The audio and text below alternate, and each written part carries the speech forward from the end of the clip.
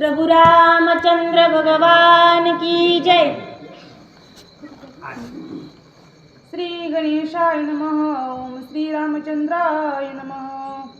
वना निगता श्री रघुनाथन राजा महामोही मूर्छित तो होनिया सावचित पुषे दशरथ रामकोठे। वक्रतुंड महाकाय सूर्यकोटी समप्रभ निर्विघ्नं कुरु मे देवं सर्वकार्यंसु सर्वदा। श्री गणेशाला वंदन करून, प्रभू रामचंद्राला वंदन करून, त्या ठिकाणी नाथबाबाला वंदन करून त्या ठिकाणी कथेला सुरुवात करते। त्या ठिकाणी इथपर्यंत कथा आलेली की प्रभू रामचंद्र त्या ठिकाणी वनाला निघालेले आहेत आणि वनाला निघाल्यानंतर त्या ठिकाणी त्या राजा दशरथाची अशी अवस्था व्याकुळ त्या ठिकाणी झालेली आहे की त्यांचं मूल त्या ठिकाणी वनवासाला चाललेले दंडकारण्यामध्ये 14 वर्षाचा वनवास त्या ठिकाणी भोगावा लागणार आहे। म्हणून वडिलाच्या डोळ्यामध्ये पाणी आलं, गहीवरून त्या ठिकाणी दशरथ राजा आले आहेत आणि खूप अशा प्रकारची त्यांच्या मनाची बिकट परिस्थिती त्या ठिकाणी झालेली आहेत। ते खूप धाय असणारे रडतात आणि रडत असणारे ते मूर्छित पडले आणि मूर्छित पडल्यानंतर पुन्हा सावध झाले आणि सावध झाल्यानंतर पुन्हा विचारतात की माझा राघव कुठे, माझा रघुनंदन कुठे म्हणून। त्याशी स्त्रिया सांगती मातन तुम्ही दिदला निजरथ त्यावरी बैसोनी रघुनाथन गेला निश्चित वनवासा। आणि त्या ठिकाणी काही स्त्रिया त्या राजा दशरथाला सांगू लागल्या की राजा अहो तुम्ही जो काही रथ दिलेला आहे ना, हा त्या रथावरती स्वार होऊन आपले प्रभू रामचंद्र त्या ठिकाणी वनवासाला निघालेले आहेत। एक सांगती रायासी रामाश्वासित जनांसी आहे नगरद्वारापासी तव राम वेगीसी धाविला। आणि तेवढ्यात असणारे एक जणांनी त्या राजा दशरथाला सांगितले की राजा त्या ठिकाणी तुम्ही जो रथ दिला होता त्या रथावरती बसून आपले प्रभू रामचंद्र त्या ठिकाणी वनवासाला निघालेले आहेत आणि ते आता नगरद्वारापाशी अर्थातच वेशीवरती जे काही गावाचं असणारं एक मुख्य द्वार असतं त्या मुख्य द्वारावरती जाऊन पोहोचले आहेत आणि त्या ठिकाणी ते त्यांच्या भक्तांना, त्या ठिकाणी त्या अयोध्येतल्या जनांना, त्या माणसांना त्या ठिकाणी आश्वासन देतात की तुम्ही असणारा अजिबात शोक वाटून घेऊ नका, मी वनवासाला निघालोय परंतु 14 वर्षानंतर मी पुन्हा या ठिकाणी राज्य येणार आहे, त्या ठिकाणी असं आश्वासन त्या ठिकाणी ते त्या अयोध्येमधील जनांना देत आहेत। हो 7 सैरानियां समवेत धाविनला दशरथ कोठे कोठे माझा रघुनाथ सोय पुसत सर्वाती। आणि त्या ठिकाणी 700 राण्या त्या ठिकाणी मागे चालतात, पुढे राजा दशरथ चालतात, त्या ठिकाणी चालतात पुन्हा पडतात, पुन्हा चालतात, धाय अशा प्रकारचे रडतात आणि पाठीमागं त्यांच्या त्या 700 राण्या चालतात। कुठं निघाल्यात, प्रभू रामचंद्र ज्या दिशेने गेले त्या दिशेने त्यांच्या माग त्या ठिकाणी येतात, रडतात माझा राघव कुठे, माझा रघुनंदन कुठे, माझा लाल कुठे, माझा वाघ कुठे असं म्हणतात त्या ठिकाणी आणि प्रभू रामचंद्राच्या नावाचा त्या ठिकाणी टाहो फुडलाय। त्या ठिकाणी खूप अशा प्रकारचं दुःख त्या राजा दशरथाला झाले। हो मग आक्रंदे दिदली हाक श्रीराम दाखवी रे निजमुख तुझा झालिया विमुख परम दुःख सर्वांसी। आणि त्या ठिकाणी हाका मारलेली त्या राघवाला मग आक्रंदे दिदली हाक श्रीरामा दाखवी रे निजमुख तुझा दृष्टी झाली विमुखन परम दुःख मज होय राघवा रघुनंदना। अरे एकदा तरी असणार तुझं मुख दाखव, अरे मला त्या ठिकाणी तू सोडून जाऊ नकोस म्हणून धाय अशा प्रकारचा राजा दशरथ रडताय। त्यांच्या अंतकरणाची खूप बिकट अशा प्रकारची परिस्थिती झाली, जसं काय पुच्छ तुटल्या साप सुरळीची जळा वेगळी मासळी आणि तैसा राजा दशरथ तळमळी नाही त्यावेळी देहशुद्धी। हो कैकईचे घेऊनी भाक मज दिधले महादुःख तुझे देखिल्या श्रीमुख परम सुख मज होय। अरे राघवा, अरे रघुनंदना, त्या कैकईने असणारा माझ्याकडून गोड बोलून असणारे 2 वर घेतले रे। एका वरामध्ये तो एक वर घेतलं, त्या वरामध्ये असणार त्या वचनामध्ये तुला 14 वर्षाचा दंडकारण्याचा वनवास माझ्याकडून घेतला आणि त्यामुळे मी खूप दुःखी झालोय, माझं अंतकरण खूप व्याकुळ झालेलं आहे आणि आम्हाला दुःखातून कोण बाहेर करेल राघवा। अरे एकदा असणार तुझं दाखव, मला खूप शांती वाटेल माझ्या मनाला आणि माझ्या त्या ठिकाणी अंतःकरणाला त्या ठिकाणी समाधान वाटेल. हे रघुनंदना, अरे मला एकदा तरी असणार तुझं मुख दाखव. हो श्रीराम स्मरता हृदयात सकळ दुःखांचा होय अंत. भाग्यभागी मी दशरथ वना रघुनाथ दाळीला.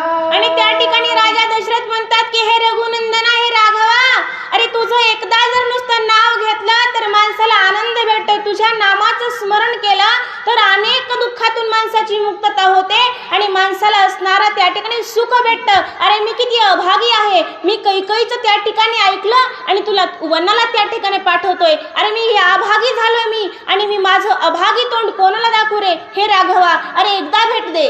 हो धाव पावे गा राघवा भेटी दे परम कनवा. सुख होईल माझ्या जीवा म्हणून धावा पोकारिला. हे राघवा, हे रघुनंदना, हे माझ्या नंदा, त्या ठिकाणी तू धावत ये, पळत ये, माझ्या गळ्याला मिठी मार, मला तू भेट. हे रघुनंदना, अरे खूप माझं अंतःकरण व्याकुळ झाले तुला भेटण्यासाठी, मला एकदा भेट दे. असं म्हणून त्या ठिकाणी मोठमोठ्यानं प्रभू रामचंद्राचे वडील राजा दशरथ रडत आहेत आणि रडता रडता पडतात पडतात पुन्हा रडतात आणि खूप व्याकुळ परिस्थिती त्या दशरथाची झालेली आहे. हो गेला रे गेला रघुनाथ म्हणून आक्रंदे गरजत. रडत पडत स्वये धावत पडे मूर्छित ती दुखी. आणि त्या ठिकाणी राजा दशरथ म्हणतात की गेला गेला माझा रघुनंदन गेला, मी काहीच करू शकलो नाही, माझा राघव वनवासाला गेला. आणि असं म्हणून रडत रडत त्या ठिकाणी ते मूर्छित पडलेले तर अशी बिकट अवस्था त्या राजा दशरथाची झालेली आहे. हो राम म्हणे ते राहता दृढ वाढेल मोह ममता. राव मजपासी न येता वेगी सुमंता रथा की. आणि त्या ठिकाणी प्रभू रामचंद्र त्या ठिकाणी सुमंताला प्रधानजीला म्हणतात की हे सुमंता, अरे आता इथं थांबण्यात अर्थ नाही, कारण राजा दशरथाची मोहममता वाढते, ते खूप व्याकुळ होतात आणि ते माझ्या पशी येण्याच्या अगोदर आपण लवकरात लवकर असणार या ठिकाणाहून त्या ठिकाणी निघूनच जाऊ, असं त्या ठिकाणी प्रधानाला आणि प्रभू रामचंद्र बोलतात. हो श्रीराम नयेची परतोनी दशरथ रथ देखे नयनी. दृष्टी मुरडे ना तेथोनी ठेली जडोनी रामरूपी. आणि त्या ठिकाणी प्रभू रामचंद्राचा रथ असणारा त्या वाटेनं चाललेला आहे आणि जात असताना त्या राजा दशरथाची नजर सुद्धा असणार त्या रथावरून खाली पडत नाही. अगोदर असणारा तो रथ त्या राजा दशरथाला दिसू लागला आणि रथ पुढं पुढं जाऊ लागला, पण त्या राजा दशरथाची नजर काही त्या रथावरची खाली पडत नाही असं नाथबाबा म्हणतात. हो श्रीराम देखता दृष्टी लागली रामा पाठी. श्रीराम न देखता दृष्टी बैसली सेवटी ध्वजस्तंभी. आणि त्या ठिकाणी तो रथ असणारा वेगामध्ये वनाच्या दिशेनं निघालेला आहे आणि रथ जात असताना राजा दशरथाला आता ते रथ अगोदर त्या रथातले प्रभू रामचंद्र दिसत होते, आता तो रथ खूप लांब गेला आणि लांब गेल्यानंतर तो नुसता रथ दिसू लागला आणि पुन्हा रथ दिसू लागल्यानंतर पुन्हा फक्त आणि फक्त त्या रथाचा झेंडा दिसू लागला. एवढा लांब असणारा तो रथ गेला, पण राजा दशरथाच्या मनामध्ये ध्यानामध्ये डोळ्यामध्ये फक्त रामच दिसत होता. हो दृष्टी अंतरीय ध्वज राजा पाहे रथाचे रज. न देखता श्रीरामाचे रज पडे भुज मूर्छित. आणि त्या ठिकाणी प्रभू रामचंद्राचा रथ असणारा वेगानं वनाच्या दिशेने जात होता आणि जात असताना त्या ठिकाणी प्रभू रामचंद्र फक्त अगोदर दिसू लागले, नंतर रथ दिसू लागला राजा दशरथाला, नंतर तर नुसता असणारा त्या रथावरचा झेंडा त्यांना दिसू लागला.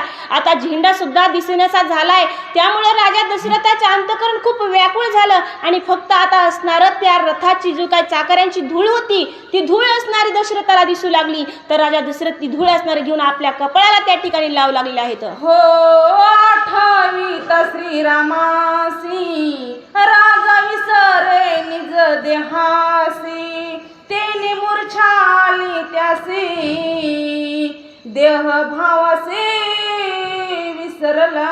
गेला गेला गेला माझा राघव त्या ठिकाणी वनाला गेला. म्हणून असणारा ते राजा दशरथ अतिशय रडू लागले. रडत असताना असणारा त्या ठिकाणी चक्कर येऊन ते पडले. माझा रघुनंदन गेला. काय अवस्था झाली होती त्या बापाची. जर नुसती लेक नांदायला निघाली तर आई वडील किती धाय धाय रडतात. आणि त्या राजा दशरथाचा त्या ठिकाणी मुलगा जो काही असणारा राजवाड्यामध्ये असणारा राहिलेला त्यानं कधी असणारा काट्यावर पाय सुद्धा ठेवलेला नव्हता. आणि तो आज प्रभू रामचंद्र वनामध्ये राहणार आहे. ते हिंस्र प्राणी असतील त्या ठिकाणी काट्या कपट्या असतील आणि त्या ठिकाणी एवढ्या मोठ्या गजांत लक्ष्मीला त्या ठिकाणी लाथ देऊन असणार त्या वनामध्ये जाऊन राहायचंय. त्या राजा दशरथाला खूप वाईट वाटू लागलं. राजा दशरथाची अशी परिस्थिती झाली की बांधल्या तळ्याचा फुटला असे पाठ ओघ बारा वाट मुरडताती आणि हरिनिविनी खोप पडविली ओस दशाधीश पाडस घुमताती.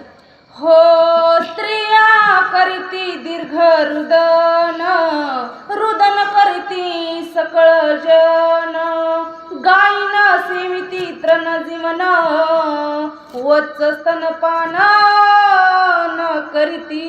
तर त्या अयोध्येमध्ये फक्त त्यांच्या आई वडिलांनाच दुःख झालं नव्हतं तर सगळ्या समाजाला सगळ्या प्राण्यांना पक्ष्यांना सगळ्यांना दुःख झालं होतं. स्त्रिया असणाऱ्या ज्या काही गावातल्या बाया होत्या जी काही लहान मुलं होतं ते सुद्धा असताना धाय धाय अशा प्रकारे रडत होती. कुणी सुद्धा असणार त्या ठिकाणी त्या दिवशी जेवण केलं नाही. माणसांनी तर जेवण केलंच नाही पण जी काही असणारी गायी होत्या गायींनी सुद्धा चारा खाल्ला नाही. वासरांनी सुद्धा स्तनपान केलं नाही. असणार एवढं दुःख त्या अयोध्येमध्ये त्या दिवशी झालं होतं. हो श्वान खाती चारा पाणी गजानी कवळ न घालिती वदनी आहार तेजिला पौरजनी अयोध्या भुवनी अकांत.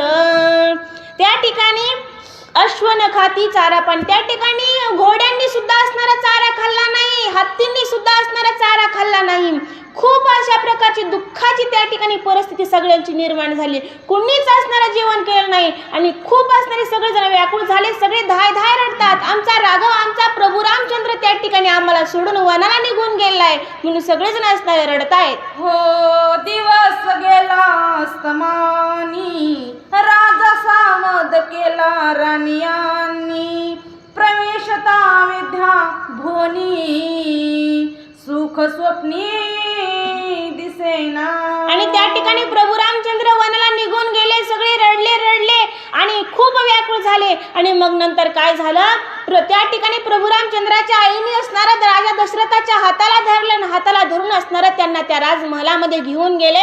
पण आज जो राजमहल असणारा सुखासारखा सुख वाटायचं ज्या महलामध्ये त्या महलामध्ये आज असणारं सुख वाटत नव्हतं.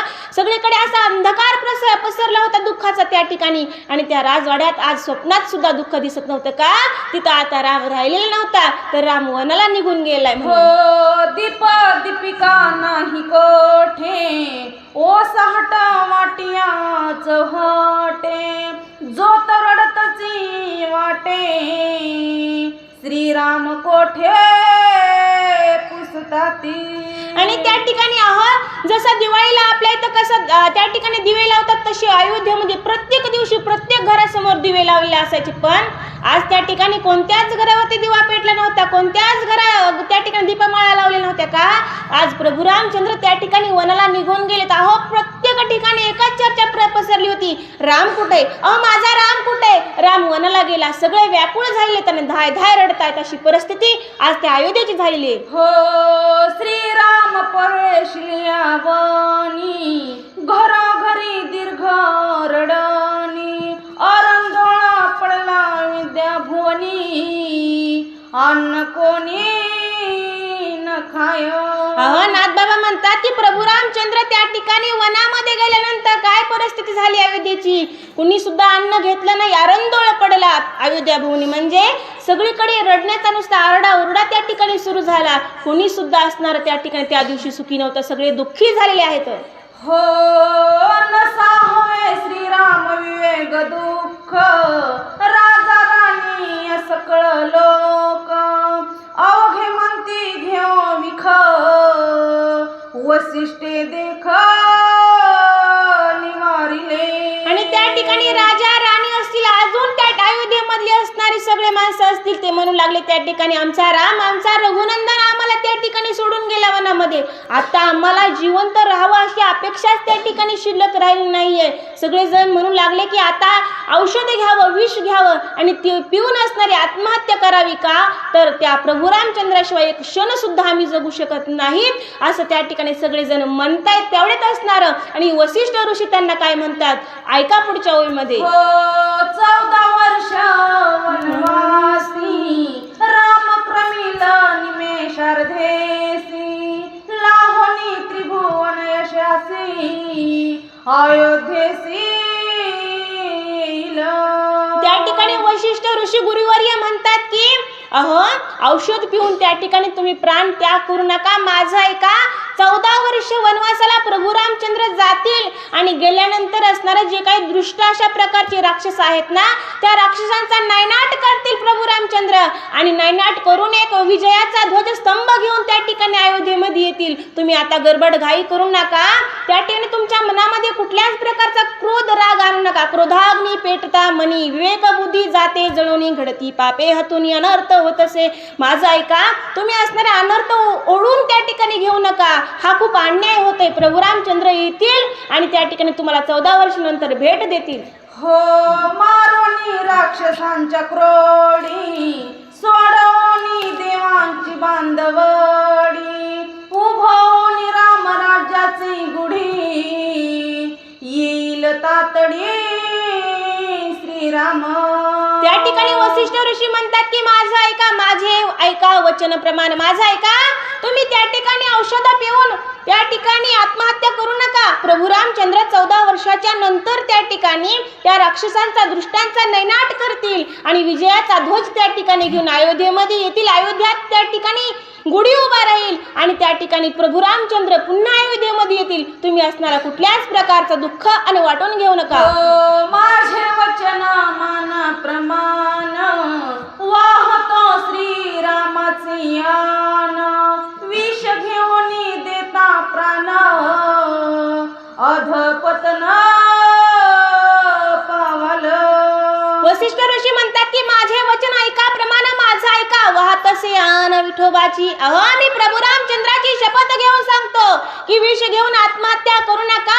भगवंत प्रभू रामचंद्र त्या ठिकाणी येतील अयोध्येमध्ये सगळ्यांना भेट देतील आणि तुम्ही जर आत्महत्या केली तर तुम्हाला निश्चितच नरकालाच गेल्याशिवाय त्या ठिकाणी नरकाला जावं लागेल. म्हणून तुम्ही आत्महत्या करू नका. आता विष पिऊन मरण्यापेक्षा 14 वर्ष दम धरा आणि भगवंताची आणि तुमची भेट होईल. होय कोणी वसिष्ठाची वाणी राजा प्रवेशला राजभवनी श्रीराम आठविता मनी पडला धरणी मूर्छित. आणि त्या ठिकाणी वसिष्ठ ऋषींनी राजा दशरथाला समजावून सांगितल्यानंतर असणारा राजा दशरथाने त्या ठिकाणी गुरूंचं वचन ऐकलं पण मन काही समाधान नव्हतं आणि तो असणारा स्वतःच्या राजवाड्यामध्ये स्वतःच्या ग्रहामध्ये त्या ठिकाणी गेलेत राजा दशरथ.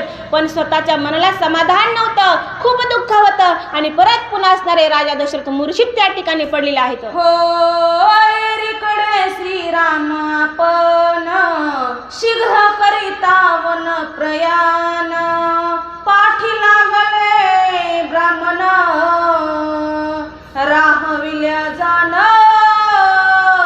राहती. आणि त्या ठिकाणी नाथबाबा म्हणतात की बाबा आता प्रभू रामचंद्राचे वडील असणारे आई असणारे राजवाड्यात गेले पण त्या ठिकाणी त्यांच्या मागे आणखीन जनसमुदाय त्या ठिकाणी लागलेला होता की आम्हाला वनाला येऊ द्या आम्हाला वनाला येऊ द्या. तर त्यामध्ये असणारा वृद्ध वेदपाठक जे काही ब्राह्मण वर्ग आहे तो असणारा त्या प्रभू रामचंद्राच्या मागे येतोय आणि म्हणतात की हे राजा हे प्रभू रामचंद्रा तुझ्यासोबत आम्हाला सुद्धा असणार आणि वनाला येऊ दे म्हणून. हो राम रथ पिला उठा उठी द्विज धावती पाठोपाठी श्रीरामाची प्रीती मोठी प्रेम पोटी अनिवार्य.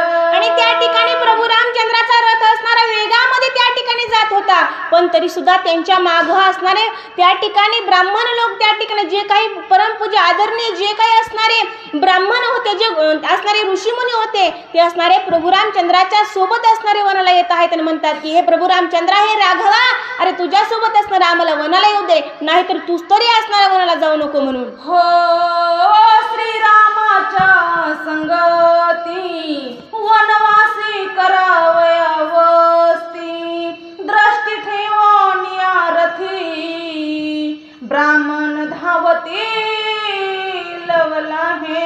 आणि त्या ठिकाणी ते असणारे ब्राह्मण म्हणतात की हे प्रभू रामचंद्र, हे राघवा, अरे तुझ्या सोबत असणारा आम्हाला वनाला येऊ दे, आम्ही तुझ्या सोबत असणाऱ्या वनामध्ये राहूत, आम्हाला येऊ दे, आम्हाला तुझी प्राप्ती हवी, आम्हाला तुझा आसरा आदर त्या ठिकाणी हवाय, आम्हाला तुझ्याशी त्या ठिकाणी संवाद करायचा, तुझ्यासोबत राहायचं त्या वनामध्ये, आम्हाला येऊ दे, अशा प्रकारचा हट्ट आणि त्या ठिकाणी त्या ब्राह्मणांनी प्रभू रामचंद्राशी घातलेला आहे. वृद्ध वृद्ध वेद पाठक तपस्वी अग्निहोत्री आज्ञिक आणि काही बहुसाल लोक मोठे हाकती दिधली. त्या ठिकाणी नाथ बाबा म्हणतात की ब्राह्मण होते, मग कोण कोण होते, त्या ठिकाणी थकलेले असणारे वृद्ध होते, म्हातारे असणारे ब्राह्मण होते, वृद्ध वृद्ध वेद पाठक, अग्निहोत्री जे काही असणारे, अग्नी म्हणजे स्वतः अग्नी पेटवणारे, समाधीस्थ राहणारे अग्निहोत्री आज्ञिक, असे असणारे खूप त्या ठिकाणी विद्यामध्ये पारंगत असणारे ब्राह्मण लोक होते, असे खूप असणारे विद्वान होते ते. आणि त्यांनी असणारे प्रभू रामचंद्र हाका मारले, राघवा, हे रघुनंदना, अरे आम्हाला तुझ्यासोबत येऊ दे म्हणून. हो शीघ्र नेता श्रीरामासी शरण रथाच्या वारुवांसी, रामा नवा मापासी वेगी वनवासी नया.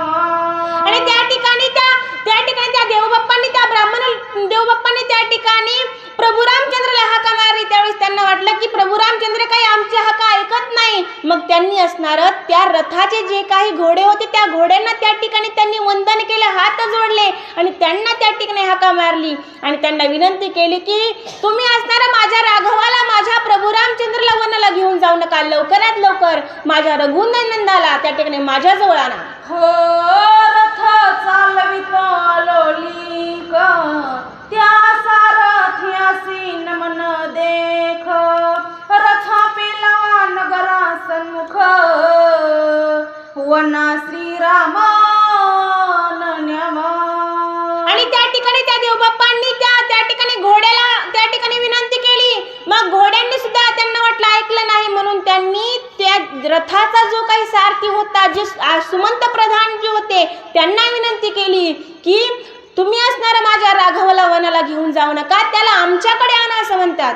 श्रीराम जवा मागे पाहे तव जन समुदाय धावत आहे, उडी टाकोनी लावला आहे वंदोनी पाय बोलत.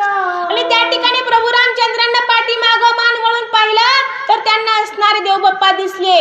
खूप लय मोठे होते, खूप संख्या होती त्यांची. आणि मग त्या ठिकाणी भगवान प्रभू रामचंद्रांना बघितलं आणि त्यावेळेस त्यांनी रथ थांबवला, रथातून उडी टाकली आणि त्या देवबाप्पा जे होते त्यांच्या चरणावरती माथा ठेवला आणि त्यांना काय विनंती करतात ऐका. स्वामी कष्टले ती बहुत दुरीन म्हणून द्विजांची चरण चुरी, वनवास दंडकारण्य माझरी तुम्ही कैशा परी आले तेथे. आणि त्यावेळेस असणाऱ्या प्रभू रामचंद्रांना रथातून खाली उडी टाकली आणि उडी टाकून असणारा त्या देवबाप्पाच्या असणाऱ्या चरणावरती माथा ठेवला, त्यांचे पाय ते असणारे झोपू लागले आणि म्हणतात की असणारे स्वामी, अहो तुम्ही कशासाठी माझ्यासोबत वनात येतात? तो दंडकारण्य जे काही वन आहे ते खूप दुर्धर आहे, तुम्ही तिथं येऊ नका, तुमचे पाय दुखायले असतील, तुमची मी सेवा करतो. म्हणून असणारं प्रभू रामचंद्र त्या देवबाप्पाचे असणारं पाय झोपू लागले आहेत. श्रीरामा तुझे या संगती नामी पाव ब्रह्मप्राप्ती, वनवास तो बापुडा किती भय निश्चिती आम्हा नाही. आणि त्यावेळेस असणारे ते ब्राह्मण लोक म्हणू लागले की हे राघवा, हे प्रभू रामचंद्र, अरे आम्हाला त्या वनवासाचा तू भ्याव दाखवूच नकोस, आम्ही तुझ्यासाठी तो वनवास सुद्धा सहन करायला तयार आहेत का? तू फक्त असणार आम्हाला तुझ्यासोबत त्या वनाला आणि घेऊन चल. तू जे सांडोनी जाशील दुरीन ते आम्ही होऊ रान भरी, आम्हांवरी कृपा करीन दिनोद्धारी चालावे. हे भगवंता, हे राघवा, अरे आम्हाला सोडून असणार तू जाऊ नकोस. आणि तू जर आम्हाला सोडून गेलास तर आम्ही रानभारी येऊ, आम्ही एकटे एकटे पडल्यासारखं आम्हाला वाटेल. आम्हाला तू सोडून जाऊ नको. अरे तुझ्या सोबत असणार आम्हाला तू घेऊन चल. हे दिनोद्धार करणाऱ्या जगद उद्धारा हे प्रभू रामचंद्र, हे मेघश्यामा, तुझ्यासोबत असणार आम्हाला तू घेऊन चल. आमचा देखील तुझ्यासोबत उद्धार होईल. ऐकोनिया दिजोक्ती श्रीराम विचारी परिचिती. हे निज नगरासी सोय जाती नाहीसी युक्ती योजावी. आणि त्यावेळेस असणारे प्रभू रामचंद्र म्हणतात की बाबा खूप असणारे मी यांना त्या ठिकाणी विचारणा केली की बाबा तुम्ही वापस जा. हा असणारा वनवास खूप दुर्धर आहे. ते दंडकारण्य त्या ठिकाणी खूप वेगळं आहे. तिथं त्या ठिकाणी तुम्हाला सवय नाही तिथं राहण्याची, तुमचे पाय दुखतील, असं तसं खूप त्या ठिकाणी खूप त्यांना असणारा विचारणा केली, खूप समजावून सांगितलं. पण आता ब्राह्मण लोक त्या ठिकाणी काय ऐकत नव्हते. मग प्रभू रामचंद्राने एक युक्ती केली की अशी युक्ती केली की कोणत्या तरी युक्तीनं असणार हे सगळे जण असणार देवबाप्पा आणि घरी गेले पाहिजेत. श्रीराम लक्ष्मण आज्ञा करीन म्हणजे चालता द्विज शिनले भारी. आजी वस्ती तमसा तिरी सीता उतरी वृक्षातळी. आणि त्यावेळेस असणारे प्रभू रामचंद्र असणाऱ्या देवबाप्पाला म्हणू लागले की देवबाप्पा अहो खूप असणारे तुम्ही चालून दमलात, तुम्ही थकलात, तुमचे पाय दुखत असतील आणि त्या ठिकाणी आपण आजचा मुक्काम असणारा तमसा नदीच्या काठावरती करू. तर म्हणून असणाऱ्या रथातून त्या सीतामातेला उतरवलं आहे आणि त्या ठिकाणी वृक्षाच्या त्या ठिकाणी झाडाच्या खाली त्या ठिकाणी मातेला आणि बसवलेलं आहे. रामने घे चिपयान्न उभी केले अंबू प्राशन. सीते सहित आपण केले शयन त्रनक्षे. त्या ठिकाणी नाथबाबा म्हणतात की प्रभू रामचंद्र असणाऱ्या त्या तमसा नदीच्या काठावरती उतरले आणि उतरल्यानंतर त्यांनी त्या नदीतलं असणारं पाणी, मग आता सगळेजण पाणी प्यायला लागले. त्यावेळेस भगवंताने त्या प्रभू रामचंद्राने पाणी पिलं नाही.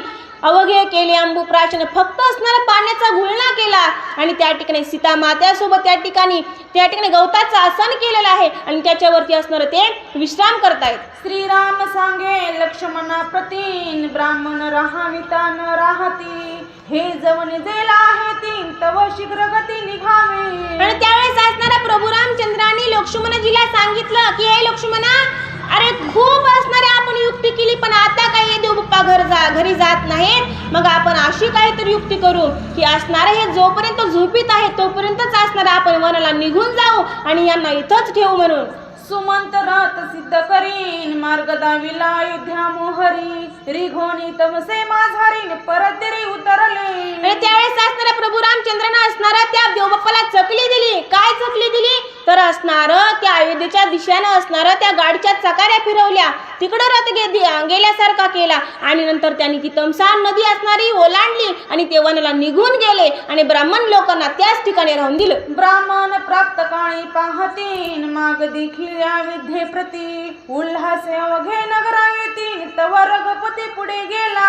आणि काय झालं, सकाळी ते सगळे देवबाप्पा असणारे झोपेतून उठले आणि झोपेतून उठल्यानंतर बघतात तर प्रभू रामचंद्राचा रथही दिसत नाही, कुणी दिसत नाही. आणि मग त्यावेळेस त्यांनी म्हणले अरे रे प्रभू रामचंद्र कुठं गेले असतील. तर त्यातील काही देवबाप्पा म्हणले की रथ असणार अयोध्येच्या दिशेने गेलाय. मग सगळ्यांना आनंद झाला. ते म्हणले आपल्याला झोपीतच ठेवलं आणि रघुनंदनाथ अयोध्येत गेले. सगळे नाचू लागले, आनंदामध्ये अयोध्येत निघाले. तयांसी पुसती नगरस्थान कोटे आहे रे श्री रघुनाथ. ते म्हणते रामाला येथे जन हसता ब्राह्मणासी. आणि अहो त्या अयोध्येच्या लोकांना काय झोपा होते का, सगळे जागेच होते, रात्रभरही जागेच होते. आणि मग ब्राह्मणांना असं वाटलं की कारण यांनी रात्रभर गाढ झोप घेतली होती, हे झोपेतून उठले आणि अयोध्येमध्ये गेले. आणि अयोध्येमध्ये गेल्यानंतर असणार तिथं गेल्यानंतर तिथलचे लोक यांना विचारू लागले, म्हणले देवबाप्पा आणि प्रभू रामचंद्र कुठे. हे म्हणले तुम्ही सांगा. मग ते म्हणले की तिथलचे अयोध्येमध्ये लोक यांना हसू लागले. ते म्हणले म्हणले तुम्हाला येड्यात काढले देवाने, देव वनवासाला गेले. आणि मग नंतर त्या ठिकाणी यांना देवबाप्पाला कळालं की प्रभू रामचंद्राने आपला चकली दिली आणि ते वनाला निघून गेले. बहुता पाडो भ्रांती श्रीराम गेला हातो हाती. श्रीरामाची अगम्य गती न कळवे दोक्ती ब्राह्मणा. आणि त्या ठिकाणी नाथबाबा म्हणतात की प्रभू रामचंद्रांनी त्या सगळ्यांना भ्रांतीमध्ये पाडलं. प्रभू रामचंद्र वेदोक्ती म्हणजे त्या ठिकाणी वेदांना सुद्धा त्या ठिकाणी ह्या प्रभू रामचंद्राची कशी अनन्य प्रीती आहे, त्यांचा असणारा कसा स्वभाव आहे हा वेदांना सुद्धा कळला नाही, तर या ब्राह्मणांना सुद्धा काय कळणार असं नाथबाबा म्हणतात. हृदय असतास आत्माराम जनांसी पडला मोह ब्रह्म अवघे झाले विषय कामन कल्पांती राम न भेटे. आणि त्या ठिकाणी नाथबाबा म्हणतात की हृदयामध्ये राम होता, त्यामुळे यांना असणार कळलंच नाही की प्रभू रामचंद्र यांना कधी सोडून गेले. आणि आता कल्पांती कल्पनेत सुद्धा असणार यांना राम भेटणार नाहीत असं नाथबाबा म्हणतात. फुकाचे जे राम नामन उच्चारिती जे अभागी परम असो ते पावती अंधतमन जे आत्मा राम नाठविती. त्या ठिकाणी नाथबाबा म्हणतात की फुकाचे ते राम नाम. त्या ठिकाणी राम नाम घ्यायला काय पैसे लागतात का, काही नोटा मोजावे लागतात का? नाही. राम नाम किती सोपं आहे. राम एकदा जर राम नाम म्हणलं तर अनेक दुःखातून त्या ठिकाणी माणसाची मुक्तता होते. 84 लक्ष योनीच्या त्या ठिकाणी भव समुद्रातून माणूस पार होतो. पण कधी जर राम नामाचं भजन केलं तर मग नाथबाबा म्हणतात की राम नाम घेणं किती सोपं आहे, फुकटचं आहे, त्याला काही पैसे द्यायचेत का? नाही. पण आपला हा काही जो काही मनुष्य देह आहे हा आपल्याला कशासाठी भेटलाय तर आपला त्यातून या जन्मातून आपला उद्धार करून घ्यायचा त्यासाठी. मग नाथबाबा म्हणतात की हे फुकटचं नाम आहे तरी सुद्धा कुणालाही घेऊ वाटत नाही. आणि जे घेत नाहीत त्यांना अंधतम म्हणजे त्या ठिकाणी त्यांना नरकात जावं लागेल. असो हे एरीकडे रघुपतीन दुसरे दिवसी दिनांती इंगुदी वृक्षी केली वस्ती निकट भागीरथी प्रवाह. त्या ठिकाणी नाथबाबा म्हणतात की असो, कारण ज्या ठिकाणी राम नाही तिथलं ते काही जास्त वर्णन करत नाहीत. मग नाथबाबा म्हणतात की असो प्रभू रामचंद्र असणाऱ्या भागीरथी नदीच्या काठावरती येऊन पोहोचले आहेत आणि इंगोदी नावाच्या वृक्षाखाली त्यांनी आज मुक्काम करण्याचं ठरवलेलं आहे. वन आल्या श्रीराम मूर्ती ऐकोनी गुहक निषादपती भेटो आला ती प्रीतीन घातले क्षिती लोटांगण. आणि त्यावेळेस असणाऱ्या प्रभू रामचंद्रानं त्या इंगोदी नावाच्या वृक्षाखाली असणार मुक्काम करण्याचं ठरवलं. मग त्या ठिकाणी जवळच असणारा त्या कोळ्यांचा जो काही राजा आहे ना गुहक, त्या गुहकाला ही बातमी समजली आणि गुहकाला समजल्यानंतर असणाऱ्या गुहकांनी त्या ठिकाणी फळं फुलं घेतले आणि प्रभू रामचंद्राला त्या ठिकाणी भेटण्यासाठी गेले. प्रभू रामचंद्राच्या असणाऱ्या समोर त्यांनी लोटांगण त्या ठिकाणी घातलेलं आहे. देखता श्रीरामाचे मुखन गोहक झाला परमहरिक रामे आलिंगिता देखन द्वंद्व दुःख विसरला. त्या ठिकाणी प्रभू रामचंद्राची आणि गुहकाची भेट झाली. भेट झाल्यानंतर प्रभू रामचंद्रानं त्या गुहकाला मिठी मारली, आलिंगन दिलं. त्या ठिकाणी त्या गुहकाला परम आनंद झालेला आहे. विसरला धर्म धर्म विसरला धम उत्तम सद्भावी देखता श्रीरामन मरण जन्म विसरला. त्या ठिकाणी त्या गुहकाला प्रभू रामचंद्राची भेट झाली, भगवंतानं त्याला त्या ठिकाणी आलिंगन दिलं. त्यावेळेस गुहक विसरून गेला की प्रभू रामचंद्र असणारे एक वरिष्ठ जातीमधले आहेत, मी एक कनिष्ठ आहे. विसरला मितूपणा, मी कोण आहे, प्रभू रामचंद्र कोण आहेत, सगळं असणारं देह भान त्या गुहकाचं विसरलेलं आहे आणि आनंदी आनंद गुहकाला झालेला आहे. विसरला कर्म करतेपण विसरला सेमितपण देखता श्रीरामाचे चरण समाधान गुहकासी. त्या ठिकाणी मी कोण आहे, प्रभू रामचंद्र कोण आहे, माझं काम काय आहे, प्रभू रामचंद्राचं काम काय, या सगळ्या असणार तो गुहक विसरून गेला, आनंद झाला आणि त्या प्रभू रामचंद्राची भेट झाली. यात त्यांना खूप समाधान झालेलं आहे. करिता श्रीराम नाम स्मरण सम निर्दळे जन्म मरण त्याचे देखता श्री चरण गोळवन भावा. त्या ठिकाणी गोळक म्हणतो की ज्या प्रभू रामचंद्राचं जर नुसतं नाव घेतलं तर माणसाला जन्म मरणाच्या फेऱ्यातून मुक्तता भेटते. त्या प्रभू रामचंद्राच्या जर नावात एवढी ताकद आहे तर मला आज त्या भगवंताचं त्या ठिकाणी चरणाचं दर्शन त्या ठिकाणी झालेलं. मला आज तो रघुकुळ टिळक पाहायला मिळालेला आहे. माझं किती मोठं भाग्य आहे, माझं किती असणार त्या ठिकाणी मला सुख भेटतंय, मला आज भगवंत भेटलेला आहे. गुहके आणला फळ संभारण राम न करीच फळाहार करोनी जळाचा जळाहरण केला शेजार वृक्षमुळी. आणि त्या ठिकाणी गुहकाने खूप मोठे असणारे फळ आणले होते का तर माझा भगवंत त्या ठिकाणी हे फळ खाईल, मला पुण्य भेटेल. पण असणाऱ्या प्रभू रामचंद्रानं ते फळ खाल्ले नाहीत. का खाल्ले नाहीत तर फक्त असणारं ते पाणी पिलं आणि पाणी पिऊन असणारं जे काय असणारं गवताचं आसन केलं होतं झोपण्यासाठी त्याच्यावरती त्यांनी असणारं विश्रांतीसाठी अंग टाकलेलं आहे म्हणतात.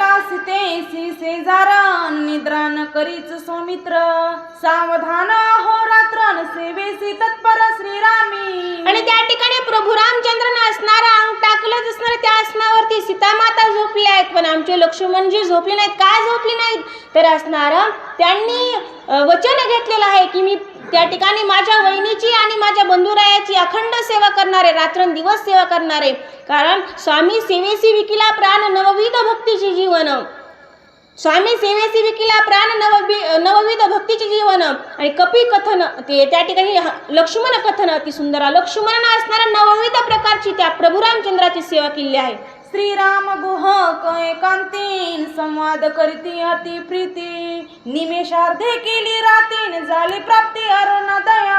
गुहकानी प्रभू रामचंद्र असणाऱ्या रात्रभर त्या ठिकाणी हितगुज सांगत बसले, एकमेकाला बोलत बसले आणि रात्र कधी निघून गेली ही कळलीच नाही. श्रीराम म्हणे गुहकासीन वेगिया नवीन केसी जाणे आहे परतिरासीन आजी वस्ती प्रयागी. आणि त्यावेळेस असणाऱ्या प्रभू रामचंद्रानं असणाऱ्या गुहकाला सांगितलं की गुहकजी अहो आम्हाला असणार आज परतीला त्या ठिकाणी जायचं आहे, आम्हाला प्रयागला त्या ठिकाणी जायचं आहे, त्रिवेणी संगमाचं दर्शन घ्यायचं आहे, तुम्ही लवकर असणार त्या नावाला होडगीला त्या ठिकाणी आणि इथं घेऊन या. सुमंते सज्ज केला रथन तयासी बोले श्री रघुनाथ आता येथोनिया परतन जावे त्वरित अयोध्ये. आणि त्यावेळेस असणाऱ्या प्रधानजींनी त्या ठिकाणी सुमंतजींनी त्या ठिकाणी रथ सिद्ध केला.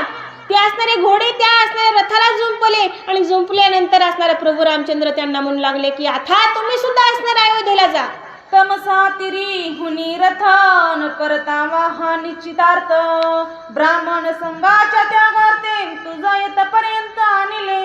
त्यावेळेस असणारा प्रभू रामचंद्र म्हणू लागले की हे सुमंत राजा अहो तुम्हाला तमसी नदीच्या काठावरूनच असणार अयोध्येमध्ये वापस पाठवायचं होतं, पण त्या ठिकाणी ते देवबाप्पा असणारे मागे आले होते ना, त्यांना वापस लावण्यासाठी तुमचा मी असणार उपयोग केला रथाचा, तिकडे चकाऱ्या दाखवल्या आणि तुम्हाला इकडं आणलं, पण आता तुम्ही असणार अयोध्येमध्ये जा.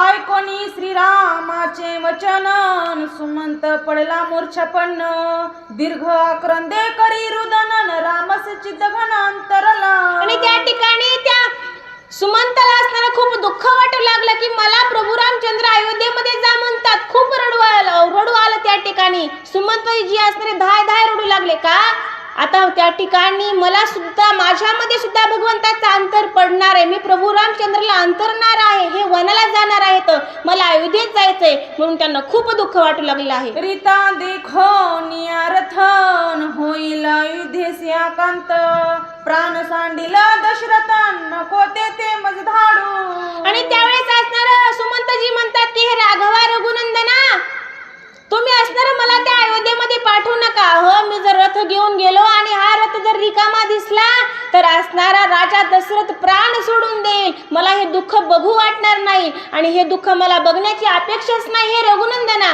अरे मला तू आता अयोध्येमध्ये पाठवू नको म्हणून असणार राजा त्या ठिकाणी रामासोबत असणारा तो सुमंतजी धाय रडू लागलेले आहेत. तुझा सांडो निरगुणाथान अयोध्ये माझी मजा जाता सुख न पवेगा सर्वथान चरणी माथा ठेविला.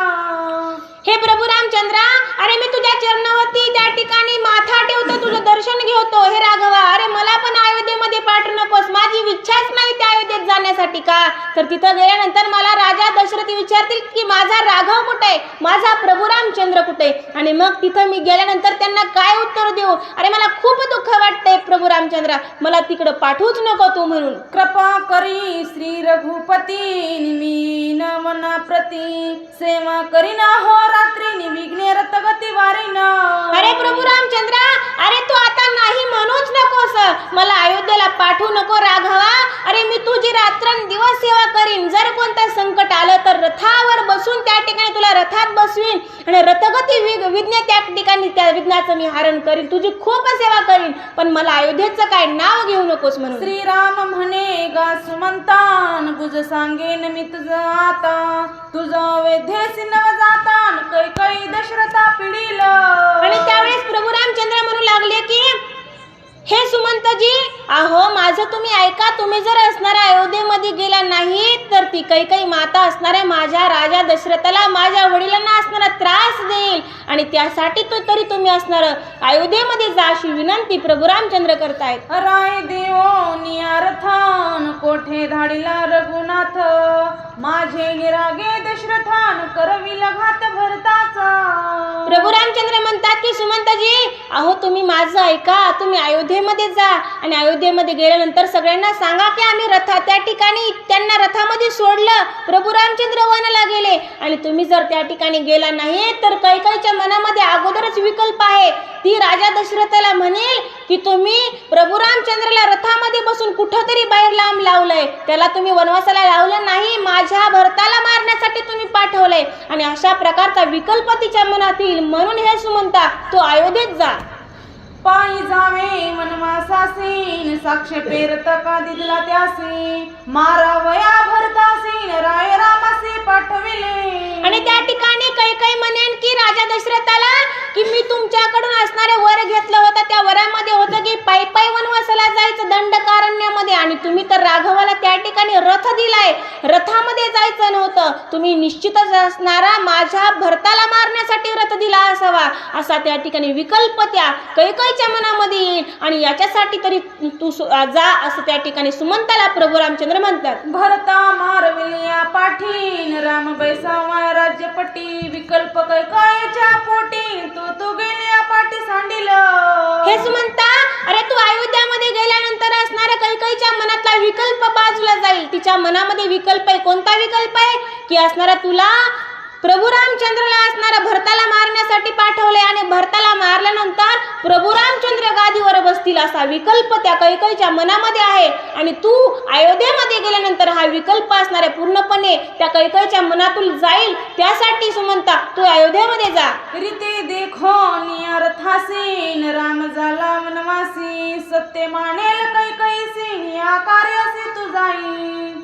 सुमंता, अरे तू असणार अयोध्येमध्ये गेल्यानंतर तुझा हा रथ रिकामा बघितल्यानंतर त्या कैकेयीला तिच्या मनाला समाधान वाटेल आणि मग तिला वाटेल की खरोखरच प्रभू रामचंद्र पायी पायी असणार त्या दंडकारण्यामध्ये वनवासासाठी गेलेला आहेत.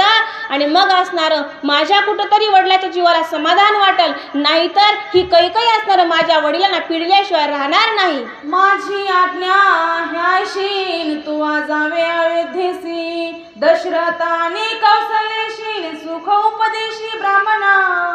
हे सुमंतजी, अहो माझी आज्ञा तुम्ही ऐका, त्या अयोध्येमध्ये जा आणि अयोध्यामध्ये गेल्यानंतर माझ्या आई वडिलांना, माझ्या आईंना, माझ्या वडिलांना त्या ठिकाणी तुम्ही सांगा की मी इकडे वनामध्ये सुखरूप आहे आणि 14 वर्षानंतर मी निश्चितच अयोध्येमध्ये येणार आहे.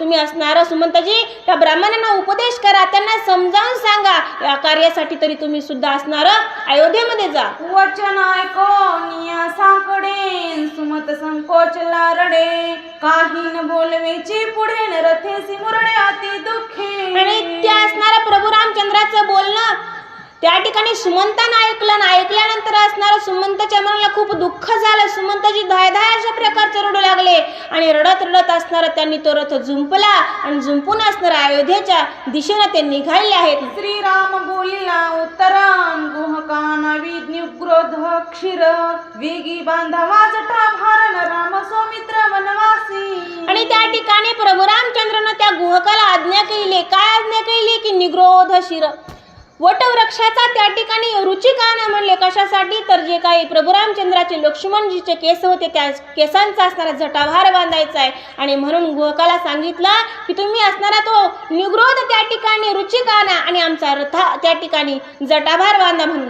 गुहके अनोट अक्षरन जटा मुकुट ती सुंदर दोघांचे बांधिले मनोहरन राम सौमित्र शोभती. आणि असणारा त्या गुहकानं वटवृक्षाचा रुचिका आणला आणि रुचिका आणून असणारा प्रभू रामचंद्राच्या आणि लक्ष्मणजीच्या असणाऱ्या जटा बांधल्या. आणि जटा बांधल्यानंतर नाथबाबा म्हणतात की खूप सुंदर अशा प्रकारचे प्रभू रामचंद्र आणि लक्ष्मणजी दिसू लागले आहेत. आज्ञा देवो सुमंतासीन श्रीरामाला नावे पासी वेगी बैसोनी सौमित्रासीन सीता त्या पासी बैसविली. आणि त्या ठिकाणी प्रभू रामचंद्रानं सुमंतजीला आज्ञा दिली, सुमंतजीला वाटा लावलं. आता सुमंतजी असणाऱ्या अयोध्येच्या दिशेने निघालेले आहेत आणि सुमंतजीला वाटा लावून प्रभू रामचंद्राने असणार त्या लक्ष्मणजीला सीता मातेला असणार जी काही गुहकानी नाव आणली होती ना, हा त्या नावेमध्ये कोणाला बसवलं? सीता मातेला आणि लक्ष्मणजीला. श्रीराम नावेसी बैसता नाकरंद गर्जे निषाद माता आम्हा समस्तांच्या हातात श्री रघुनाथा करू नको. आणि त्या ठिकाणी सीता माता आणि लक्ष्मणजी असणार त्या नावेमध्ये बसले आणि प्रभू रामचंद्र नेमकं नावेमध्ये पाय ठेवणार तेवढ्यात असणार त्या गोकाच्या आईने हाका मारली, म्हणजे थांब, आम्हा समस्तांच्या घाता करू नको, अरे आम्हाला मारू नको, थांब, पाय टाकू नका असणाऱ्या नावेमध्ये, अशी असणारी त्या गोकाची आई मोठ्याने ओरडली. आणि त्यावेळेस असणारा प्रभू रामचंद्र धक्काच बसला. ते म्हणले, या बाईचं पोरग आलं, फळं फुलं घेऊन आलं, आमची पूजा केली आणि असणारं रात्रभर गप्पा मारत बसलं, ही बाई का म्हणून असणारं मला नावेत बसू नको म्हणते. प्रभू रामचंद्र विचार करू लागले आहेत. तुझी लीला गाद गहन नेनो श्रीराम महिमान चरणी उद्धरले पाषाण जड तारण श्रीराम. आणि त्यावेळेस असणारा ते निषादाची त्या गोहकाची आई म्हणते की राघवा, अरे थांब, तुझ्या चरणाचं अगाध महिमान आहे, तुझं महिमान खूप मोठा आहे. अरे तुझ्या जर पायाचा नुसता दगडाला स्पर्श झाला तर दगडाची बाई झाली, कारण अहिलेचा उद्धार ती एक शिळा बनून होती ना, आणि प्रभू रामचंद्राच्या पायाची धूळ नुसती लागली त्या शिळेला तर त्याची अहिल्या झाली. मग त्या घोकाच्या आईला वाटू लागलं की बाबा, आज जर प्रभू रामचंद्रानं आमच्या नावेला जर स्पर्श केला आणि या नावेची जर बाई झाली तर कसं होईल. म्हणून त्या ठिकाणी ही घोकाची आई म्हणते की तुझं चरण महिमान खूप आघात आहे, तुझं महिमान खूप मोठं आहे. नावेवरी आमुचे जिनेन ते उधरेले तुझे निचराने मग आम्ही काय करणे जाणे खुंटले. हे राघवा, अरे तू जर असणार आमच्या नावाला स्पर्श केलास आणि त्या नावाचा असणारा जर उद्धार झाला आणि त्याची जर बाई झाली तर आमचं पोट कशावर भरणार. अगोदरच घरात एवढे माणसं कसे जगवायचे, कसे खाऊ पिऊ घालायचे, त्यात जर त्या नावाची बाई झाली तर तिला कोण जगवेल आणि आम्हाला कोण जगवेल. कारण त्यांचा असणारा जो काही उदरनिर्वाह होता तो त्या नावेवरती भागत होता. कारण या कडेवरून त्या पहिल्या तीरावरती जर माणसं सोडण्याचं काम असणार ती नाव करत होती. मग त्या नावेची जर त्या ठिकाणी उद्धार झाला, त्याची जर बाई झाली तर आम्ही कशावर जगायचंय. हे रघुनंदना, तिचा उद्धार व्हायला नकोय. आयसे आघात तुझे चरण तुझे पदींचे रजकरण लागता जडाचे उद्धरण त्याचे क्षाण करीन मी. हे राघवा, अरे तुझे जर असणारे चर कमळ असणारे त्या नावेला लागले तर तिचा निश्चितच उद्धार झाल्याशिवाय राहणार नाही. म्हणून हे राघवा, अरे मी असणारी तुला विनंती करते की तुझ्या चरणाचं क्षाळ मला असणारे तुझे पाय धुवू दे आणि धुतल्यानंतर तुझ्या पायाची असणारी सगळी धूळ निघून जाईल आणि धूळ निघून गेल्यानंतर नंतर तू असणारे त्या नावेमध्ये जा, अशी विनंती त्या ठिकाणी गोहकाची आई करते. देखोनी निषादीचा भाव संतोषला श्रीरामराव दिन उद्धार वया पाहून वनी निर्वाह श्रीराम. आणि त्या ठिकाणी त्या गोहकाच्या आईची विनंती प्रभू रामचंद्राने ऐकली. प्रभू रामचंद्राला अतिशय आनंद झाला, कारण त्या भक्ताची मागणी होती. कोणती मागणी होती की प्रभू रामचंद्राचे चरण त्या ठिकाणी धुवायचे होते. आणि असे वेगवेगळे भक्त त्या ठिकाणी आताशी तर प्रभू रामचंद्राची सुरुवात होती, अजून तर खूप छान छान असणारे भक्त त्या राघवाला बघायचे आहेत म्हणून असणारे खूप आनंदाने त्या ठिकाणी ते असणारे त्या गोहकाच्या आईला चरण धुण्यासाठी सांगतात. करावया दिनोद्धारण श्रीरामाचे वन प्रयाण एका जनार्दना शरण भवतारण श्रीराम. आणि त्या ठिकाणी नाथबाबा म्हणतात की प्रभू रामचंद्र वनाला जे आलेले आहेत तर ते सगळ्यांचा उद्धार करण्यासाठी आलेले आहेत आणि खूप असणारे आघात असं महिमान त्या भगवंताचं त्या प्रभू रामचंद्राचं आहे. या परी श्रीरामचंद्र उतरोनिया गंगा पार श्रीराम सीता सौमित्र तिघे एकत्र निघाली. आणि असणाऱ्या त्या गोहकाच्या आईने प्रभू रामचंद्राच्या पायाचं शाळण केलं, त्यांचे असणारे पाय धुतले आणि धुतल्यानंतर प्रभू रामचंद्र असणारा त्या नावेमध्ये बसले आणि बसून असणार त्या दुसऱ्या असणाऱ्या त्या नदी ओलांडली आणि ओलांडून असणार भागीरथी नदीच्या त्या ठिकाणी काठावरती गेलेले आहे. पुढे पद्म पुष्करिणी तेथे त्रिरात्री मसोनी कमळ जिंकक लक्षयोनी प्रभाती त्रिवेणी पावती झाली. आणि त्या ठिकाणी प्रभू रामचंद्र असणारा त्रिवेणीच्या त्या ठिकाणी आलेले आहेत. कुठं? प्रयागला. त्या ठिकाणी आता असणार उन्हाळ्यात प्रयागराजला गेले होते ना, बरेच जण गेले असतील. त्या ठिकाणी असणार गंगा यमुना सरस्वती या तीन नद्यांचं जे काही संगम आहे त्या ठिकाणी असणार प्रभू रामचंद्र गेले आहेत. त्या ठिकाणी पुढे पद्म पुष्करिणी नावाचं एक तलाव आहे. त्या तलाव म्हणजे असणारं पाण्याचं ठिकाण आहे आणि त्या ठिकाणामध्ये असणारी कमळाची फुलं आहेत. अशा ठिकाणी प्रभू रामचंद्र गेलेले आहेत आणि त्या ठिकाणी त्यांनी 3 रात्री मुक्काम केला आहे. 3 रात्री असणारं त्यांनी त्या ठिकाणी जे कमळ किंजलक सेवनी, जो काही कमळाच्या दांड्यातील जो काही गाभा असतात, अर्थातच जसं काही केशर असतं फुलामध्ये, ते केशरासारखाच एक प्रकार असणार, त्यांनी खाऊन त्या ठिकाणी 3 दिवस राहिले आहेत असं नाथबाबा म्हणतात. राम लक्ष्मण सीता तिनी देखोनिया श्री त्रिवेणी, उल्हास गंगेच्या मनी श्रीरामचरणी विंटावया. आणि त्या ठिकाणी प्रभू रामचंद्र, लक्ष्मणजी आणि सीता माता त्या त्रिवेणी संगमाच्या ठिकाणी आल्यानंतर असणार त्या त्रिवेणी संगमाला खूप आनंद झाला, गंगामाईला आनंद झाला आणि ती असणारी गंगामाई वाढू लागली त्या ठिकाणी. तिला अतिशय आतुरता वाटते की भगवंताचं, त्या प्रभू रामचंद्राचं मला एकदा कधी दर्शन होत आहे अशी आतुरता आणि गंगा नदीच्या मनामध्ये निर्माण झालेली आहे. म्हणे माझे भाग्य गहन, यमुना म्हणे मी अति पावन, सरस्वती म्हणे मी धन्य श्रीरामचरण स्पर्शनी. आणि त्यावेळेस असणार त्या तिघी जणी एकमेकींमध्ये बोलू लागल्या. कोण कोण? गंगा, यमुना आणि सरस्वती. गंगा म्हणली मी आज असणारे माझं भाग्य खूप गहन आहे, मी खूप भाग्यवान आहे. त्या ठिकाणी यमुना म्हणली अगं मला तर खूप समाधान वाटतंय, मी आज तृप्त झाले का मला भगवंताची भेट होतीये. त्या ठिकाणी गंगा, यमुना, सरस्वती तिघी जणी असणार त्या भगवंताचं त्या ठिकाणी वर्णन करू लागले आणि म्हणतात की आज आपलं असणारं खूप भाग्य आहे, आजचा दिवस आपल्यासाठी खूप उद्धाराचा आहे. का?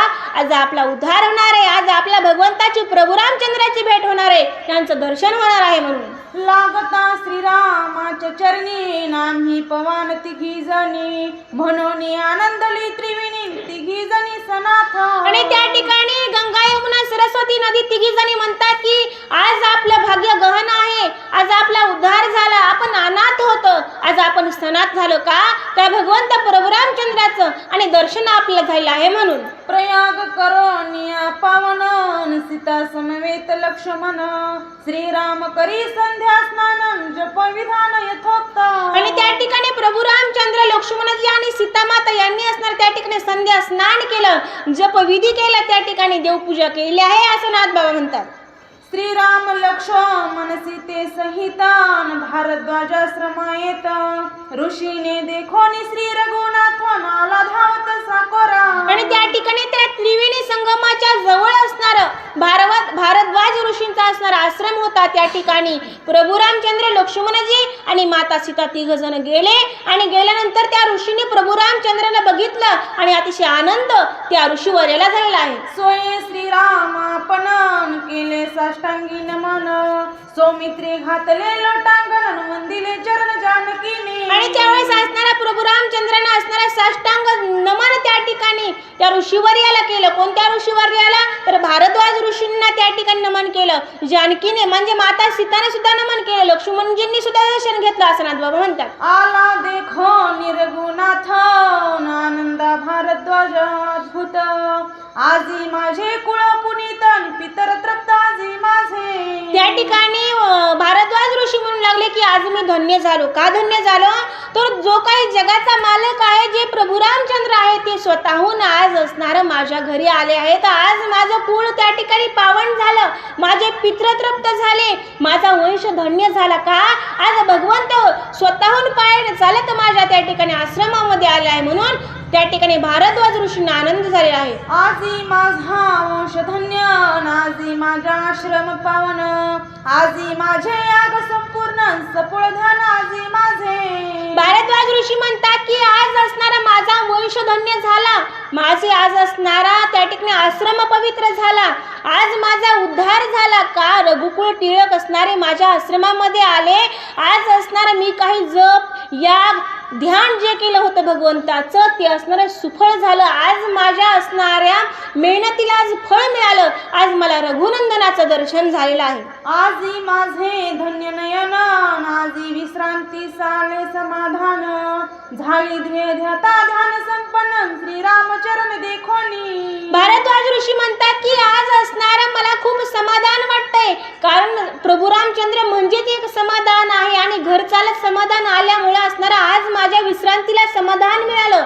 जे काही असणारं मी आजपर्यंत समाधी अवस्था जी होती, ज्या समाधी अवस्थेमध्ये असणारं मी भगवंताला बघत होतो त्यापेक्षाही आज मला जास्त सुख वाटते. माझा भगवंत मला आज घरी येऊन दर्शन दिलेलं आहे. स्वभावी देखता रघुपती ज्ञानेसी विज्ञानाची प्राप्ती आजी जीव सीमासी विश्रांती श्रीराम मूर्ती देखोनी. भारद्वाज ऋषी म्हणतात की असणारा आज जीव शिवाला समाधान मिळालं का तर मला असणारा प्रभू रामचंद्राची भेट झाली. आज माझा उद्धार झाला का तर मी असणारी खूप असणारी तपश्चर्या केली पण तितकं सुख मला आजपर्यंत मिळालं नाही. आज एवढं सुख होत आहे भगवंत स्वतःहून असणार माझ्या भेटीसाठी आलेला आहे.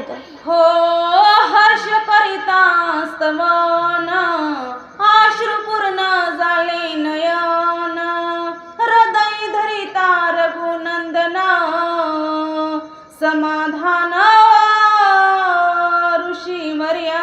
प्रभू रामचंद्राच्या समोर असणारा त्या ऋषीवर्यानं खूप असणारं कौतुक केलं. म्हणतात की प्रभू रामचंद्र आज माझ्या आश्रमामध्ये आले. आज माझं कुळ धन्य झालं, माझा वंश धन्य झाला, माझे पितृ तृप्त झाले, आज मला समाधान मिळालं, आज भावाची बोलवण झाली, आज माझा उद्धार झाला. असे त्या ठिकाणी प्रभू रामचंद्रा समोर असणारं स्तवन करत होते. आणि स्तवन करत असताना भगवंताने त्या प्रभू रामचंद्रानं ऋषीवर्याची असणारं त्यांना असणारं आलिंगन दिलं, त्यांना मिठी मारली. आणि त्यावेळेस असणारं त्या गुरुवर्य ऋषीवर्याला भारद्वाज ऋषींना अतिशय आनंद झालेला आहे. हो ऋषी पावनी समाधान केले अर्ध्या पाद्यादी पूजन फळे आणोनी संपूर्ण दिदले भोजन फळाहार. आणि त्या ठिकाणी असणारा प्रभू रामचंद्रानं असणारा त्या भारद्वाज ऋषींची असणारे त्या ठिकाणी जाऊन सेवा केली. काय केलं? फळं आणली असणाऱ्या ऋषींना खायला, आद्य पाद्यादी पूजन त्यांचं केलं असणारं असं नाथबाबा म्हणतात. हो ऋषी सद्भावे निर्मळ श्रीरामी अर्पिता फळ देह गेहा रामाचे केवळ सुफळी सकळ श्रीराम. आणि त्या ठिकाणी प्रभू रामचंद्रांनी असणारं त्या ऋषीवर्याची पूजा केली. कारण प्रभू रामचंद्र असणारं लहान थोर असं मानत नव्हते. कारण प्रभू रामचंद्राने असणारं त्या गुरुवर्यांना मोठा मान दिला होता. कारण ते वयस्कर होते, ते खूप मोठे होते. आणि म्हणून असणारं भगवंतानी प्रभू रामचंद्रांनी त्या ऋषीवर्यांची पूजा केली. आणि पूजा केल्यानंतर त्या ऋषीवर्यानं असणारं प्रभू रामचंद्राला फळं खायला दिले. आणि फळं खायला दिल्यानंतर असणारं प्रभू रामचंद्राला फळं दिल्यामुळे असणारा त्या गुरुवर्याचा सुद्धा उद्धार झाला. आणि जे फळं ज्या झाडाची होती त्याचा सुद्धा असणारा उद्धार झालेला. हो ऐसी सर्व समाधी असता धनी न पुरे ऋषीच्या चित्ता श्रीराम सेवा सुख सेविता समाधी अवस्था ते तुच्छ. त्या ठिकाणी भारद्वाज ऋषी म्हणतात की बाबा प्रभू रामचंद्र जर असा डोळ्यासमोर आपल्याला सेवा करायला त्या ठिकाणी असणारा बोलायला चालायला गाठ भेट असणारी भगवंताची होते. समोरासमोर भगवंत त्या ठिकाणी आपल्याला भेटतोय. आणि अशी जर असणारी भगवंताची जर सेवा करायची जर भेट होत असेल तर यापेक्षा असणारी जी काही समाधी अवस्था आहे ती तुच्छ आहे असं गुरुवर्य भारद्वाज ऋषी म्हणतायत. हो ऋषी म्हणे श्रीरामासी दुरी वनवासा तू का जासी प्रयाग तीर्थारावो सर्व तीर्थासी 14 वर्ष येथेच राहे. आणि त्यावेळेस असणारा भारद्वाज ऋषी प्रभू रामचंद्रला म्हणतात की हे राघवा रघुनंदना, अरे 14 वर्ष त्या ठिकाणी दंडकारण्यात जाण्यापेक्षा तू इथंच राहा का? तर इथं त्रिवेणी संगम आहे, खूप पुण्यशील असणारी ही असणारी नदी आहे. आणि या ठिकाणी असणारे फळं फुलं असणारे सगळं भरपूर आहे. हे भगवंता अरे तू इथंच राहा अशी विनंती भारद्वाज ऋषी आणि भगवंताला करतायत. हो श्रीराम म्हणे ऋषीनाथा माझा निश्चय ते राहता अयोध्येच्या प्रजा समजता देखोनी समीपता धामतील. आणि प्रभू रामचंद्र त्या ठिकाणी म्हणतात की हे गुरुवर्या स्वामी माझा ऐका, हो मी इथं राहिलो असतो पण इथं राहू शकत नाही का? तर असणाऱ्या अयोध्येपासून हा प्रयागराज असणारा तीर्थ त्रिवेणी संगम जवळ आहे आणि जवळ असल्यामुळे मी राहू शकत नाही का? जर अयोध्येतल्या गावातल्या माणसांना सगळ्यांना जर समजलं मी जर इथं राहतोय तर निश्चितच ते इथं आल्याशिवाय राहणार नाही. हो चुकवणी आलो मी द्विजगण अवश्य येतील ते ब्राह्मण स्त्रिया वृद्धाती दिन समस्त जण येतील. अहो स्वामी, मी राहिलो असतो इथं पण राहू शकत नाही. का राहू शकत नाही तर मी असणार अयोध्येतील ब्राह्मणांना चुकवून असणार त्या अयोध्येमध्ये पाठवलेलं आहे. आणि आता जर त्यांना समजलं ना की प्रभू रामचंद्र भारद्वाज ऋषींच्या आश्रमाजवळ राहतात तर ते निश्चितच इथं आल्याशिवाय राहणार नाहीत. म्हणून हे स्वामीजी मी इथं राहू शकत नाही. हो श्रीराम भेटी आणि प्रयाग स्नान पर्व काळ ती पावन जनक येईल धावन सीताभिगमन माहेरा. हे ऋषीवर्या, अहो त्या अयोध्येतले ब्राह्मण येतील, तिथलच्या वृद्ध स्त्रिया येतील, माता येतील, राजा दशरथ येईल. तेवढंच नव्हे तर जनक राजा सुद्धा इथं येईल. काय येईल तर असणारं आमची सुद्धा भेट होईल. आणि हे असणारं प्रयागराजचं जे काही तीर्थ आहे, जो काही त्रिवेणी संगम आहे, हा खूप पुण्यशील आहे. आणि प्रयागराजचं दर्शन, त्या ठिकाणी स्नान होईल आणि दर्शन होईल आणि त्या ठिकाणी आमची भेट सुद्धा होईल. हे असणारा सगळा त्रिवेणी संगम त्या ठिकाणी त्यांना भेटेल. आणि निश्चितच असणारं त्या ठिकाणी अयोध्येतले सगळेजण येतील. त्या ठिकाणी आमचे जे काही सासरे आहेत जनकजी ते सुद्धा येतील आणि सीता मातेला माहेरला घेऊन जातील. हो सीता का नेता वनवासी इसी धाडावे माहेरासी म्या काय बोलावे जनकासी वनवासासी मुख्य विघ्न. आणि त्या ठिकाणी प्रभू रामचंद्र म्हणतात की हे ऋषीवर्या, अहो इथं राहिला असतो पण त्या ठिकाणी राजा जनक येतील आणि ते म्हणतील की हे जावई बापू, अहो वनवास तर तुमच्यासाठी आहे, मग माझ्या लेकराला कशाला वनवासाला घेऊन जातात. कारण सीतामाई असणाऱ्या राजमहलामध्ये राहिलेल्या होत्या. त्यांच्या पायात कधी काटा सुद्धा घुसलेला नसेल, एवढे कोमल असणारे त्यांचे पाय आहेत. आणि तुम्ही आमच्या लेकीला वनवासाला घेऊन चाललात, असं त्या ठिकाणी जर माझे सासरे जर मला म्हणाले तर मी त्यांना काय उत्तर देऊ. मी काहीच बोलू शकत नाही आणि म्हणून मी तर राहू शकत नाही, असं त्या ऋषीवर्याला राघव म्हणतात. हो येथील दशरथ तेव्हा भाक होईल व्यर्थ या लागे थोनिया गुप्त जावे दूर वनवासा. हे ऋषीवर्या, अहो इथं मी राहिलो असतो पण त्या ठिकाणी राजा दशरथ इथं येईल आणि राजा दशरथ इथं आल्यानंतर तो मला वापस घेऊन जाईल. आणि हे काही जे कैकेयीने घेतले जे काही वचन आहेत हे भंग होतील. ही असणारी भाग व्यथा व्यर्थ जाईल आणि माझ्या असणाऱ्या या रघुकुळाला त्या ठिकाणी दोष लागेल. का तर इथून मागचे जे काही राजा होते त्यांनी असणारं वचनाचं पालन केलं आहे. एक वचनी असणारा हा असणारा माझा असणारा त्या ठिकाणी अयोध्या नगरी आहे, हा त्या ठिकाणी माझा असणारा वंश आहे.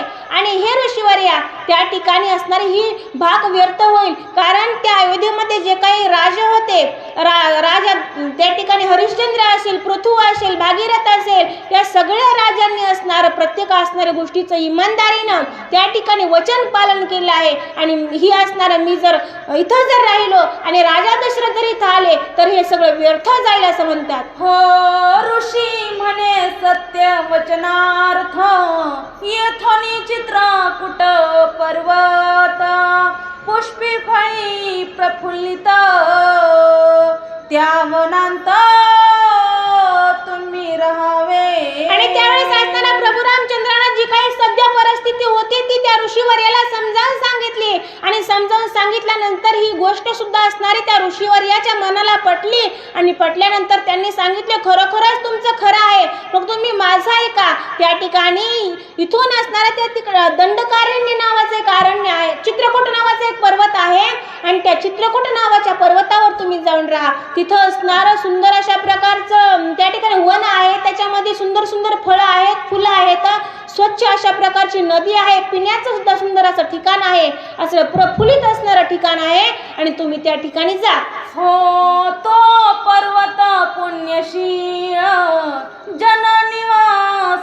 परिस निर्मळ वृक्ष तेथे सदा फळ सुख पावला सर्वही. हे राघवा, अरे असणारा चित्रकूट नावाचा पर्वत खूप सुंदर आहे. त्या ठिकाणी असणारे फळं फुलं, छान असणारं पिण्यासाठी पाणी आहे, सगळं सर्व गुण संपन्न असा तो पर्वत आहे आणि तुम्ही त्या पर्वतावरती निश्चित जाऊन राहा, असं त्या ठिकाणी भारद्वाज ऋषी आणि प्रभू रामचंद्राला बोलतायत. हो मार्गी सिद्ध मठ विख्यात त्यासी मंदावे भावयुक्त त्याचे निसफळित पुरुषार्थ निर्विघ्नार्थ वंदम. आणि त्या ठिकाणी भारद्वाज ऋषी प्रभू रामचंद्राला म्हणतात की राघवा, अरे वाटांनी जात असताना असणारा सिद्धवट आहे व खूप असणारं मोठं वटवृक्षाचं झाड आहे आणि त्याचं नाव सिद्धवट आहे. त्या वडाला असणारं तुम्ही त्या ठिकाणी त्याचं दर्शन घ्या आणि तो वड असा आहे की त्याचं दर्शन घेतल्यानंतर जर माणसाला कितीही त्याच्यावर जर संकट आले तर त्या संकटातून माणसाची त्या ठिकाणी संकटातून माणूस बाजूला होतो, असं असणारं ते वडाचं झाड आहे. तो निश्चितच त्याचं दर्शन घे आणि नंतर पुढे जा. हो मग करोनी भारद्वाजन मन तिघी जणी केले प्रयाण ऋषी बोलवित आपण अर्ध योजना सोयाला. आणि त्या ठिकाणी भारद्वाज ऋषींचं ते बोलणं प्रभू रामचंद्रानं ऐकला.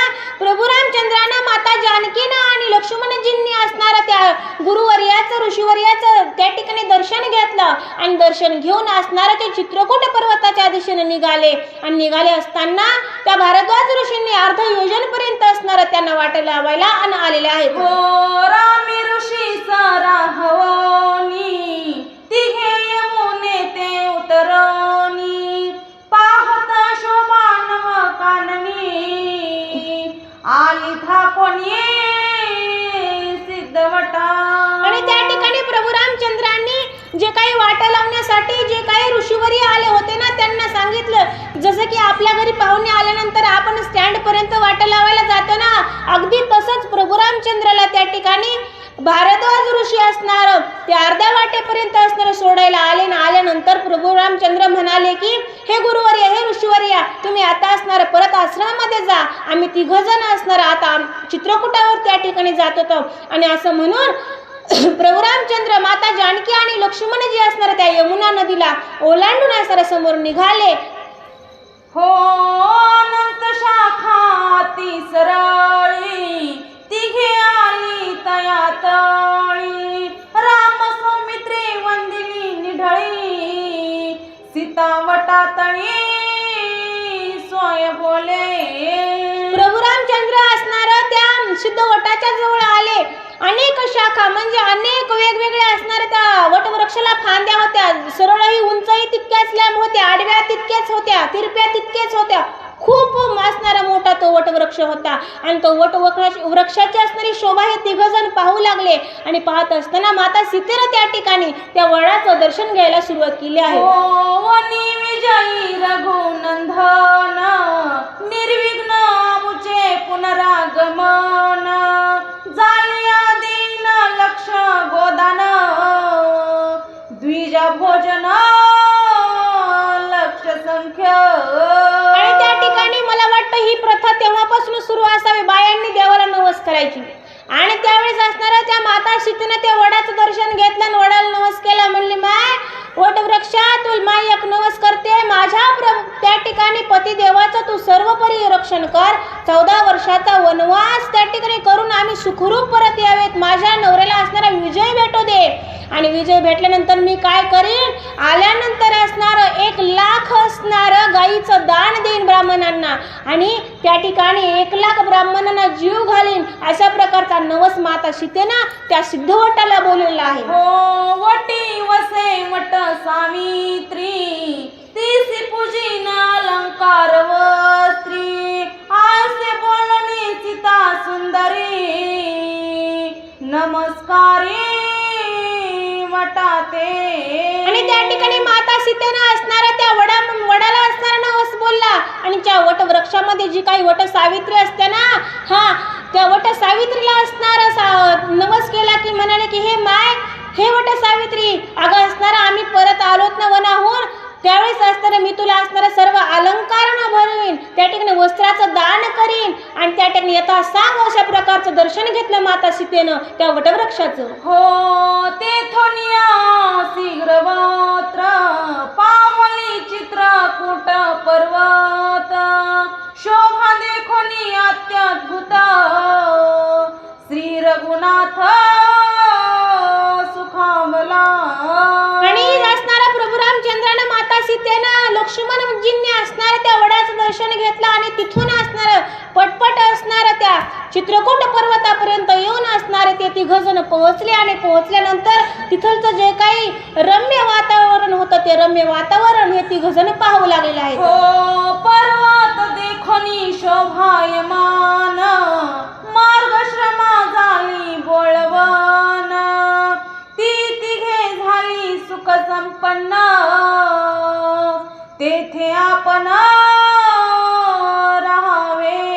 आणि त्या ठिकाणी तो जो काही पर्वत होता चित्रकूट नावाचा, तो अतिशय सुंदर होता, खूप रम्य वातावरण होतं. आणि प्रभू रामचंद्र लक्ष्मणजी सीता माता एकमेकांना म्हणू लागल्या की इथपर्यंत चलत येत असताना जो काही आपला शिनभाग वाला होता तो शिनभाग असणारा हा त्या ठिकाणी पर्वत बघून उतरलेला आहे, असं ते संवाद एकमेकात करतात. हो राम म्हणे सौमित्रासी, वेगी रचावे आश्रमासी, आनोनी गज भग्न वृक्षासी, पर्णशाळेसी निर्मावे. आणि त्या ठिकाणी चित्रकूट पर्वतावरती हे तिघं पोहोचल्यानंतर भगवंत प्रभू रामचंद्राने लक्ष्मणजीला आदेश दिला की म्हणाले, हे लक्ष्मणा, अरे आता आपण इथं आलोत आणि इथं आल्यानंतर आता आपल्याला पहिली सोय करावं लागेल ते आपल्याला घर राहण्यासाठी आपला आश्रम बांधावा लागेल. मग आश्रम बांधण्यासाठी असं म्हणले का प्रभू रामचंद्र आता घी कुराडन तोड झाडन आनंद बांध आश्रम नाही, गज भग्न झाले वृक्ष म्हणजे हत्तीनं असणारं जे काही झाडं पाडलेलं आहेत ते झाडाचे असणार तू फांटे आण, त्याच्यापासून असणारं आपल्याला त्या ठिकाणी आश्रम बनव असा आदेश त्या ठिकाणी आज्ञा त्या प्रभू रामचंद्रानं छोट्या बंधुरायाला केली आहे. हो श्रीरामाचे निज शेजार, रचिले अति मनोहर, दुसरी शाळा सविस्तर, ऋषीश्वर रहिवासा. लक्ष्मणाला असणारा प्रभू रामचंद्रांना आज्ञा देताच असणार त्यांनी सुरुवात केली. कशाला सुरुवात केली? जे हत्तीनं पाडलेले असणारे वृक्ष होते त्यांचे फाटे आणले आणि सुंदर अशा प्रकारचं असणारी एक आश्रम बनवला, एक रूम बनवली ती प्रभू रामचंद्रासाठी आणि माता सीतेसाठी. आणखीन एक रूम बनवली ती कोणासाठी? जर आपल्या घरी जर कोणी अतिथी आले, ऋषीवर्य जे काही ब्राह्मण देवता आले तर त्यांनी बसायचं कुठं, म्हणून त्यांच्या असणाऱ्या यथा पूजेसाठी त्यांच्या असणाऱ्या सेवेसाठी त्या लक्ष्मणजींनी असणारा आणखीन एक असणारा आश्रम बांधलेला आहे. हो नोनिया जळ फळांसी, सौमित्रार्पी सीते पासी, जागृत राहे अहर्निसी, राम सेवेसी विनटला. आणि त्या ठिकाणी प्रभू रामचंद्राची असणारा लक्ष्मणजी सेवा करण्यासाठी आले होते. लक्ष्मणजी असणारा दररोज असणारा त्या पर्वतावरती जायचे आणि असणारे झाडांची छान छान फळं घेऊन यायचे, ते माता सीतेजवळ आणून द्यायचे. मग प्रभू रामचंद्र आणि माता सीता ते खायचे. प्रभू रामचंद्राची असणारे लक्ष्मणजी रात्रंदिवस असणारी त्या ठिकाणी राखणदारी सेवा ते ठिकाणी करू लागले आहेत. मुखी हो मुखी नित्य श्रीराम नाम, सर्व इंद्रिय श्रीराम कर्म, हृदय परमात्मा श्रीराम, भक्तोत्तम सौमित्र. आणि त्या ठिकाणी नाथबाबा म्हणतात की प्रभू रामचंद्राचा कनिष्ठ जो काही भाऊ आहे, जे लक्ष्मण जे आहे त्यांच्या अखंड असणार तोंडामध्ये राम नाम होतं. श्रीराम राम जय जय राम, श्रीराम जय राम जय जय राम, श्रीराम राम जय जय राम, श्रीराम जय राम जय जय राम, श्रीराम राम जय जय राम, श्रीराम जय राम जय जय राम.